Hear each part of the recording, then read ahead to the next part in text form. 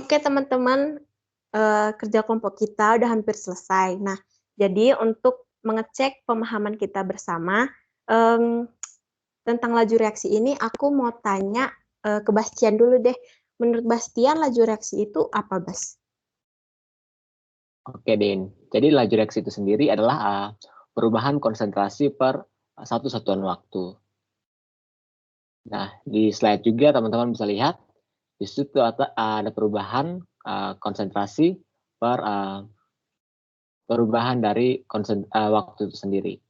Itu sih Din yang aku dapat. Oke, Bastian udah tepat ya menjelasinya, tapi aku mau nambahin nih, Bas. Nah, itu kan di persamaan itu ada tanda minus. Nah, itu bukan operator pengurangan ya, tapi itu eh, sebagai tanda kalau dalam persamaan itu terjadi perubahan konsentrasi dan juga waktu. Nah, makanya laju reaksi itu satuannya sering dibuat sebagai molar per second gitu. Laju reaksi itu juga kan ada terjadi atau dipengaruhi oleh beberapa faktor. Nah, aku masih kurang paham sih. Kira-kira teman-teman bisa jelasin ke aku nggak? Aku bisa jelasin nih Dina, ya, Oke. mengenai faktor-faktor mempengaruhi laju reaksi. Bentar ya. Jadi faktor-faktor yang mempengaruhi laju reaksi itu ada 4. Ada suhu, ada luas permukaan, ada tekanan, dan konsentrasi. Dan ini semua acuannya pada teori tumbukan. Jadi teori tumbukan kan mengatakan bahwa ada probabilitas molekul itu saling bertabrakan dapat membentuk produk atau bahkan tidak bereaksi sama sekali. Nah, faktor-faktor ini dapat meningkatkan atau mengurangi probabilitas dari tumbukan pembentukan produk dari hasil tumbukan tersebut gitu. Contohnya suhu. Suhu itu kalau semakin tinggi suhu maka akan meningkatkan probabilitas tumbukan yang membentuk yang akhirnya akan membentuk produk yang karena energi kinetik molekulnya semakin tinggi. Nah, kalau konsentrasi contohnya itu semakin banyak konsentrasi berarti kan molekulnya semakin banyak. Berarti nanti tumbukan yang terjadi akan semakin punya probabilitas yang banyak karena banyak molekul gitu. Ya, itu sih yang bisa aku jelaskan. Dina.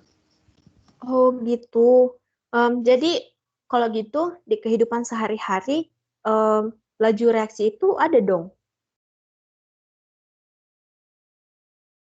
Iya, ada sih. Pastinya ada. Pasti ada. Kalau gitu contohnya kayak gimana? Aku taunya cuma satu sih. Teman-teman gimana? Oh, aku tahu, Din. Uh, yang aku tahu itu mengenai contohnya dalam pembuatan puding itu sendiri, puding agar-agar. Nah, dalam pembuatan puding kan kita tahu kalau membutuhkan air dan juga menggunakan bubuk puding itu sendiri. Nah, ketika sebelumnya dalam pembuatan puding ini yang berkaitan dengan laju reaksi itu adalah faktor konsentrasi.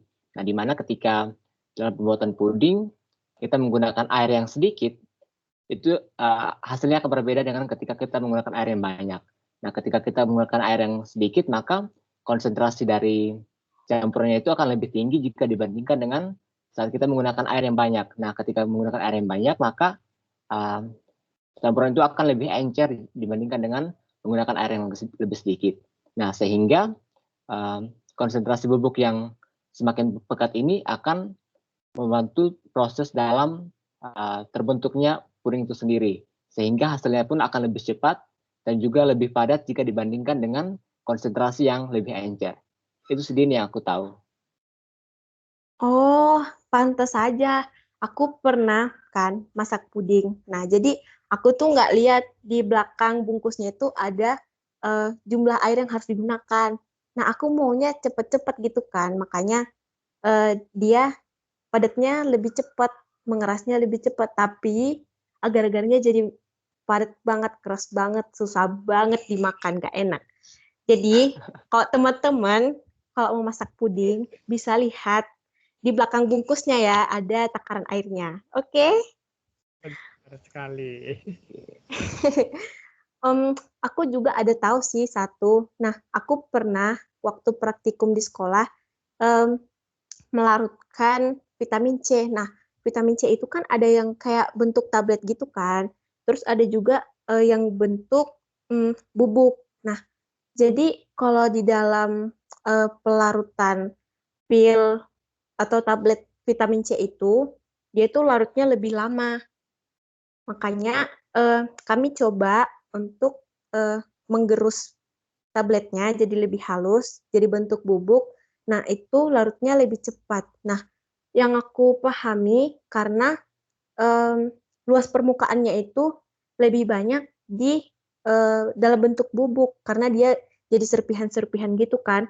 Padahal em, kalau kita melarutkan dalam bentuk tablet gitu kan luas permukaannya lebih sedikit. Makanya air itu lebih sulit berikatan dengan luas permukaan si tabletnya gitu. Jadi kalau teman-teman mau makan atau mau minum vitamin C, yang bubuk aja, oke? Oke, Din. Oke. Kalau Aku ada JG, satu contoh lagi nih JG ada terkait laju tahu. reaksi. Ada. Kalau aku ini, contohnya kalau lagi buat teh gitu kan, kita kan larutkan gula. Kadang gulanya itu ada yang melarut semua, ada yang bisa larut semua, ada yang enggak. Nah, itu biasanya juga dipengaruhi suhu sih, ya.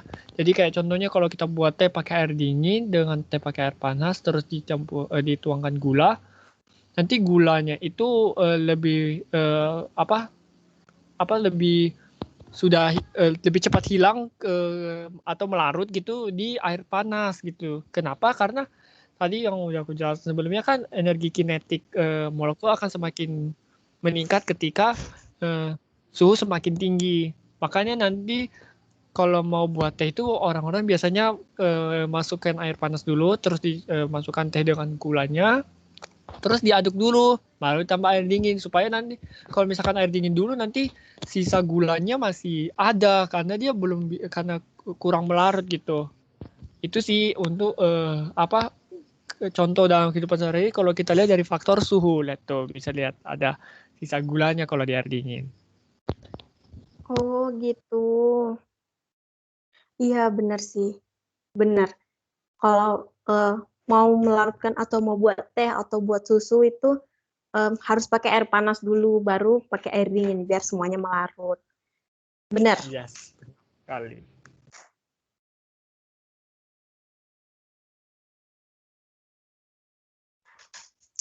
Oke, kalau gitu teman-teman kita semua udah paham tentang laju reaksi.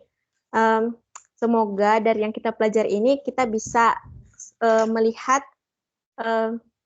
fenomena-fenomena kimia yang ada di lingkungan kita. Kayak tadi yang dijelasin Bastian, yang tentang puding. Nah, itu benar-benar aku baru keinget banget itu aku pernah masak puding terlalu keras karena airnya masih terlalu sedikit.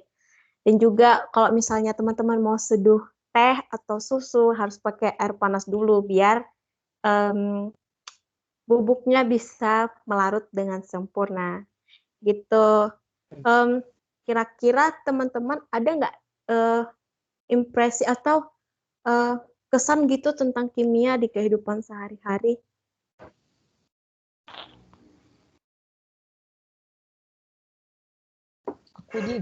Aku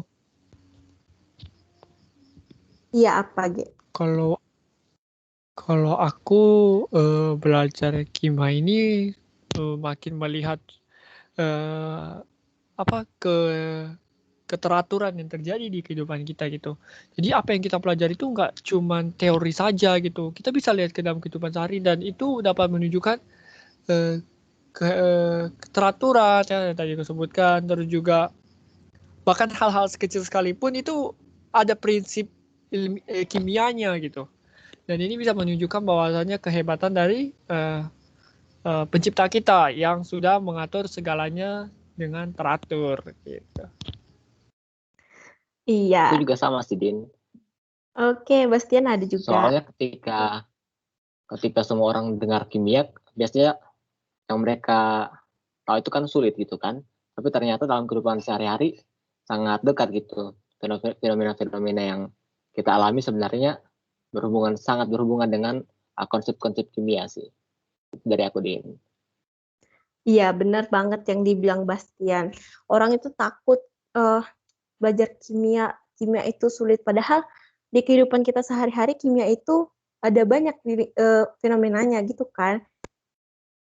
Memang luar biasa sekali kimia ini dan juga pencipta kita yang menciptakan dan menyingkapkan kimia kepada kita. Teman-teman, ya teman-teman masih ada yang mau ingin disampaikan? Aku cukup. Oke, kalau gitu kita sudahi kerja kelompok kita. Terima kasih buat teman-teman yang mau meluangkan waktunya untuk bareng-bareng mendiskusikan tentang laju reaksi.